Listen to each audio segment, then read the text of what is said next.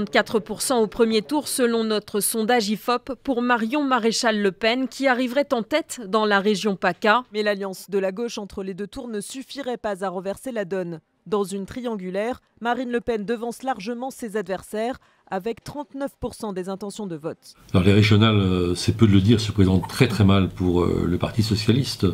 Il sera battu probablement dans 8 ou 9 régions. Et il y a un certain nombre de situations particulièrement cruelles qui s'annoncent pour lui. Ce sont les régions dans lesquelles il risque d'être en 3e position. On pense en particulier évidemment Nord-Pas-de-Calais, Picardie et la région PACA. Et là, il y a un vrai dilemme, c'est ou bien faire passer le Front National, ou bien voter pour la droite, mais une droite en plus particulièrement musclée, je pense notamment à Estrosi. Et pour quelqu'un qui se réclame de la gauche, voter pour Estrosi, c'est vraiment le fin du fin. Et en plus, se faire harakiri, parce que si c'est cette option qui est choisie, il n'y a plus de parti socialiste dans ces régions pendant 6 ans, la durée du mandat. Donc c'est la débâcle là. Et simplement ce que j'ai voulu voir cette semaine, c'est pas tant cette débâcle qui est annoncée de toutes parts, et je crois qu'il malheureusement est presque déjà du passé, tellement c'est évident, que les raisons profondes de ce déclin. Et on assiste en fait à une sorte de chassé-croisé qui n'est pas propre à la France. La France, c'est particulièrement caricatural, mais qui est vrai dans beaucoup de pays européens, c'est-à-dire une montée de l'extrême droite et un déclin historique, disons, de la social-démocratie, une sorte de chassé-croisé en quelque sorte, qui est extrêmement inquiétant. Or, ma modeste thèse, je crois que je ne suis pas le seul à l'avoir, mais c'est que ceci explique cela dans une large mesure. C'est-à-dire que l'évolution de la social-démocratie depuis les années 80, et là il ne s'agit plus du gouvernement actuel, celui-ci y apporte un zèle particulier, mais ce n'est pas évidemment sa responsabilité propre. Il ne fait qu'amplifier le phénomène.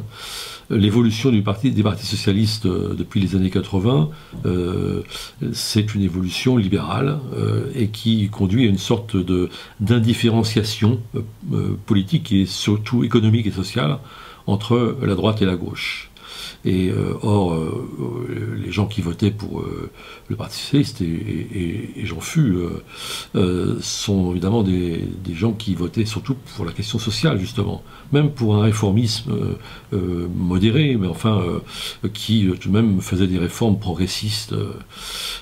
Et au moment où la croissance a cessé, en somme, les partis socialistes étaient face à une sorte de choix historique, mais qu'ils n'ont même pas perçu comme un choix, qui aurait pu être de reconsidérer complètement leur logiciel, c'est-à-dire de repenser leur corpus idéologique, comme on dit, en se rapprochant plutôt de l'écologie, c'est-à-dire la réduction du temps de travail, la fin du productivisme.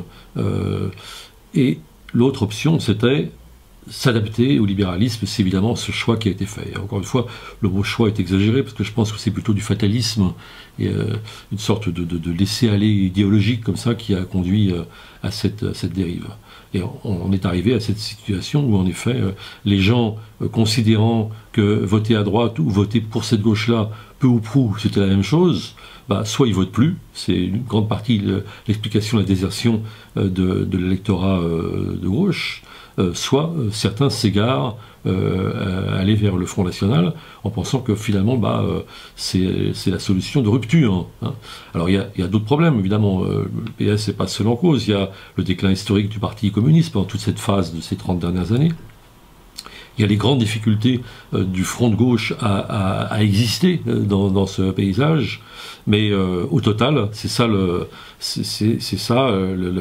la situation, c'est-à-dire que tant que la social-démocratie avait de la croissance économique, elle pouvait partager les fruits de la croissance, redistribuer en termes économiques et social, et quand il y a eu le début de la crise économique, on en est arrivé à cette adaptation de plus en plus honteuse, faut dire, au libéralisme. À ça s'ajoutent les questions sécuritaires, les questions identitaires, où évidemment l'extrême droite et la droite ont pris le relais, mais où la gauche, là aussi, s'est adaptée. C'est-à-dire, on le voit bien avec l'affaire des migrants actuellement, et le scandale sans nom de la jungle de Calais. Là, tout ça fait finalement que c'est pas très très motivant, c'est moins qu'on puisse dire, pour les électeurs de gauche. Alors on en arrive là, on en arrive à cette situation où pratiquement le PS en France il est devant ce choix absolument fou de devoir ou bien favoriser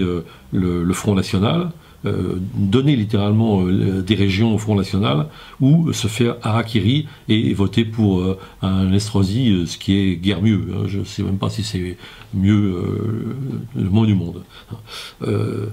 Alors la question, c'est aujourd'hui aussi peut-être qu'il n'est jamais trop tard dans l'histoire, et c'est peut-être au Front de gauche précisément d'être à même de recréer ce que j'appelais tout à l'heure ce logiciel, un logiciel homogène, probablement en acceptant cette réalité qu'il n'y aura plus de croissance qu'auparavant et qu'il faut donc redistribuer dans d'autres conditions. Et là, ça nous envoie évidemment plutôt vers les idées qui ont été promues il y a quelques années par les écologistes. Bon, les écologistes, ils ont d'autres problèmes, mais qui sont des problèmes un peu de politique aérienne interne, mais il n'en reste pas moins que les idées qu'ils ont mises en avant restent tout à fait valables, et à mon avis, elles le seront de plus en plus. Voilà donc en fait le propos, et que ça tombe bien parce que notre dossier cette semaine est consacré au Front de gauche, justement, et à ses difficultés. C'est pas des difficultés partout, mais c'est, comme on le dit dans le dossier qu'a coordonné Michel Soudet, un Front de gauche à géométrie variable. Ici, c'est le Parti communiste et le Parti de gauche. Là, c'est le Parti de gauche et les écologistes. Là, c'est le Parti communiste tout seul. Enfin bref, il y a autant de régions que de cas de figure, ou presque. Il y a quelques listes citoyennes aussi qui sont évidemment très intéressantes et qu'à politique on suit avec un particulier intérêt.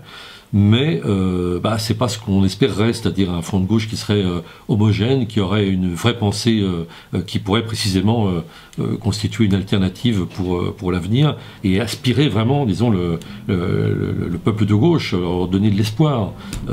On en est loin. Voilà.